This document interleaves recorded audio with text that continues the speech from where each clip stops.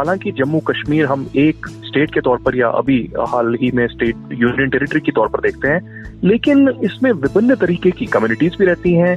जम्मू और कश्मीर जो है अलग अलग डिविजन्स हैं कम्प्लीटली जम्मू कश्मीर में, और इसमें बहुत सारी कम्युनिटीज का आरोप रहा है कि उनके साथ भेदभाव हुआ है।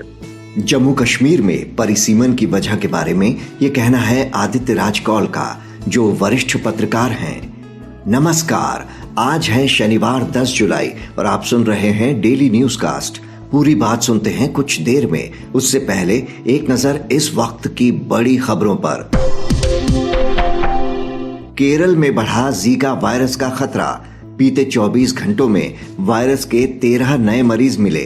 गुरुवार को एक गर्भवती महिला भी हुई थी पॉजिटिव।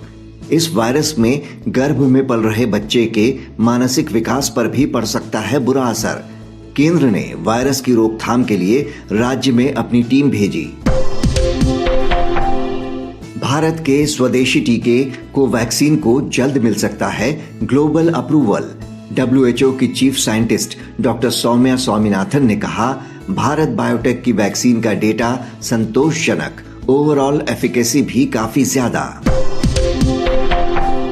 कोरोना की दूसरी लहर की रफ्तार सुस्त पड़ने के साथ कई राज्यों ने स्कूलों को दोबारा खोलने का किया ऐलान।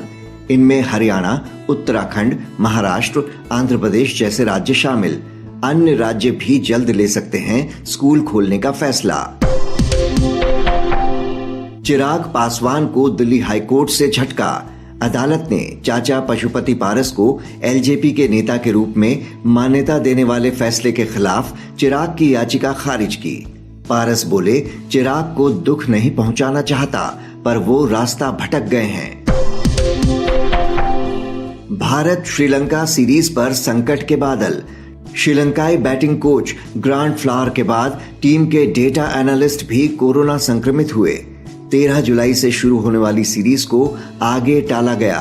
अब 17 जुलाई को खेला जा सकता है सीरीज का पहला मैच। अब खबरें काम की। विदेश में पैसा भेजकर वर्चुअल करेंसी में निवेश नहीं कर पाएंगे ICICI बैंक के ग्राहक। बैंक ने अपने retail outwards remittance application form में किया बदलाव। अब ग्राहकों को विदेश में पैसा भेजते वक्त बताना होगा कि वे इसे क्रिप्टो में निवेश नहीं करेंगे।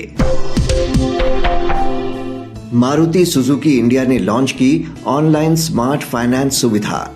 फिलहाल Maruti Suzuki arena Nexa car खरीदने वालों को मिलेगा इसका फायदा।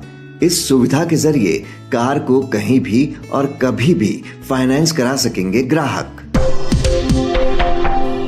आज का सबसे बड़ा न्यूज पॉइंट है, क्या परिसीमन के बाद बदलेगी जम्मू कश्मीर की राजनीति? पूरी तस्वीर समझने के लिए बात करते हैं वरिष्ठ पत्रकार आदित्य राज कौल से। जम्मू कश्मीर में परिसीमन के बाद विधानसभा की 7 सीटें बढ़ जाएंगी, यानी 83 की जगह वहां 90 सीटें हो जाएंगी। मुख्य चुनाव आयुक्त सुशील चंद्रा ने बताया कि अगले साल मार्च तक ये प्रक्रिया पूरी हो जाएगी और परिसीमन 2011 की जनगणना के आधार पर ही होगा। जनता के सुझाव के बाद ही फाइनल ड्राफ्ट तैयार किया जाएगा। कैसे तैयार हो रहा है ये ड्राफ्ट और सीटें बढ़ने का क्या असर होगा, ये समझने के लिए बात करते हैं वरिष्ठ पत्रकार आदित्य राज कौल से। आदित्य जी, परिसीमन आयोग ने 7 सीटें बढ़ने की जो बात कही है, ये किस आधार पर तय हो रहा है और इसका क्या असर पड़ेगा? देखिए, असर तो बहुत पड़ेगा अक्षय जी, क्योंकि परिसीमन जो है बड़े लंबे अरसे से जम्मू कश्मीर में नहीं हुआ है। और आपको जैसे पता है कि बहुत बड़ा प्रदेश है, बहुत बड़ी जनसंख्या भी है जम्मू कश्मीर में। और हालांकि जम्मू कश्मीर हम एक स्टेट के तौर पर या अभी हाल ही में स्टेट यूनियन टेरिटरी के तौर पर देखते हैं, लेकिन इसमें विभिन्न तरीके की कम्युनिटीज भी रहती हैं। जम्मू और कश्मीर जो है अलग अलग जो है डिविजन्स हैं कम्प्लीटली जम्मू कश्मीर में, और इसमें बहुत सारी कम्युनिटीज का आरोप रहा है कि उनके साथ भेदभाव हुआ है पॉलिटिकली, या फिर जो है उनको सही से उनके जो है वोटिंग राइट्स नहीं मिले हैं, या वो जो अपना रिप्रेजेंटेटिव भेजना चाहते थे वो ठीक से जो है लीगली नहीं हो पाया है। तो कई सालों के बाद ये प्रक्रिया हुई और अब हमने देखा जस्टिस रंजना देसाई जो इस कमीशन को परिसीमन के लिए हेड करती हैं, वो कश्मीर के दौरे पर थी, फिर जम्मू के दौरे पर थी, वो अलग अलग विभिन्न पॉलिटिकल पार्टीज से मिली, रीजनल और डिस्ट्रिक्ट लेवल पर जो डेलीगेशन थे उनसे भी मुलाकात हुई, और बहुत सारी ऐसी सोशल या कम्युनल ऑर्गेनाइजेशंस हैं, कम्युनिटी ऑर्गेनाइजेशंस हैं, उनसे भी मुलाकात हुई। तो मुझे लगता है कि अलग अलग तौर पर इसको देखा जा सकता है। एक जो मेरे को जानकारी है कि पाकिस्तान ऑक्यूपाइड जम्मू कश्मीर के जो रेफ्यूजीज हैं, जो कई दशकों से जम्मू कश्मीर में रहते हैं और उनको 2019 के 5 अगस्त के 370 अनुच्छेद के हटने के बाद ही जो है पूरी तरीके से अपने अधिकार मिल पाए हैं, उनको हो सकता है 4 से 5 सीटें रिजर्व्ड कैटेगरी में मिल जाएं। साथ ही जो कश्मीरी पंडित समुदाय है, जिनका 1990 में जो है पलायन हुआ, आतंकवादियों द्वारा जो टारगेट किलिंग्स हुई उनकी, और उसके बाद पूरे ऑलमोस्ट जो पूरी कम्युनिटी है वो बाहर ही रह रही है, उनको भी हो सकता है 2 से 3 सीटें एक रिजर्व कैटेगरी में दी जाए। तो इसका लीगल रैमिफिकेशंस क्या होंगे, किस तरीके से डिलिमिटेशन कमीशन अपनी रिकमेंडेशंस देगा और फिर इलेक्शन कमीशन उसको एक मैंडेट के तौर पर आगे चलाएगा, ये देखना इंटरेस्टिंग होगा। हो सकता है कि कुछ ऐसे सीटें भी हों जो बड़ी सीटें हैं और उनको डिवाइड किया जाए जम्मू में और कश्मीर में। जी, जम्मू कश्मीर में इससे पहले 1995 में परिसीमन की रिपोर्ट आई थी, जिसे 1981 की जनगणना के आधार पर तैयार किया गया था। अब इतने सालों बाद अब 2011 की जनगणना के आधार पर यह तैयार हो रहा है, तो इस दौरान जनसंख्या के अलावा क्या बड़े बदलाव आ गए होंगे जिन पर नए सिरे से गौर किया गया होगा? देखिए, जम्मू कश्मीर ही नहीं है, हम तो देखिए कई दशकों में हिंदुस्तान में ही इतना सारा बदलाव आया है, तो जम्मू कश्मीर में तो आएगा ही।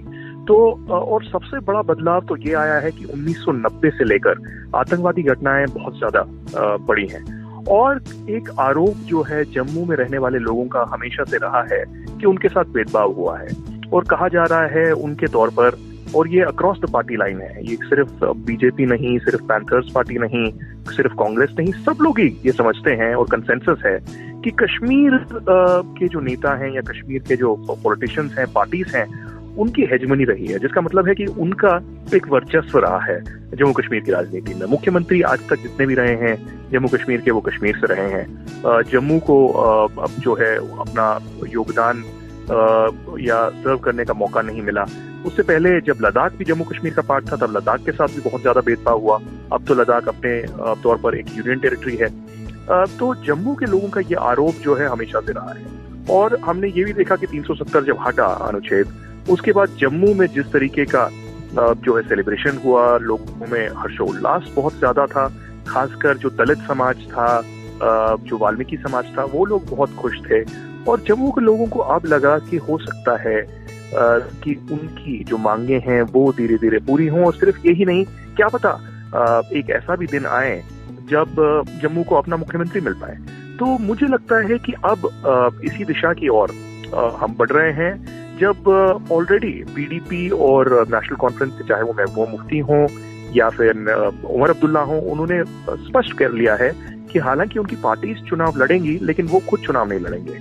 क्या ये उनके मन में कुछ डर है कि हो सकता है एक बैकलैश हो लोगों का कश्मीर में, क्योंकि जम्मू को अपना मुख्यमंत्री मिल सके? हालांकि अभी पता नहीं, क्योंकि अगले कुछ महीनों में जब तक चुनाव होंगे तब तक बहुत बदलाव आ सकते हैं। जम्मू में अभी भी हमको लगता है जैसे पिछले 2 चुनाव हुए, वहां पर बीजेपी का अच्छा खासा वर्चस्व है, कांग्रेस का भी ठीक ठाक सपोर्ट है।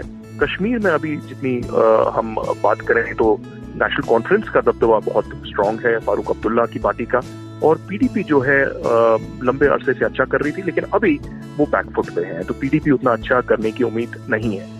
तो देखना अब इंटरेस्टिंग होगा कि किस तरीके का गठजोड़ होगा, क्योंकि ये तो हो नहीं सकता कि एक पार्टी जब भी चुनाव हो, चाहे वो नवंबर में हो या अगले साल हो, एक पार्टी सरकार बना पाए। होगा तो कोलिशन ही।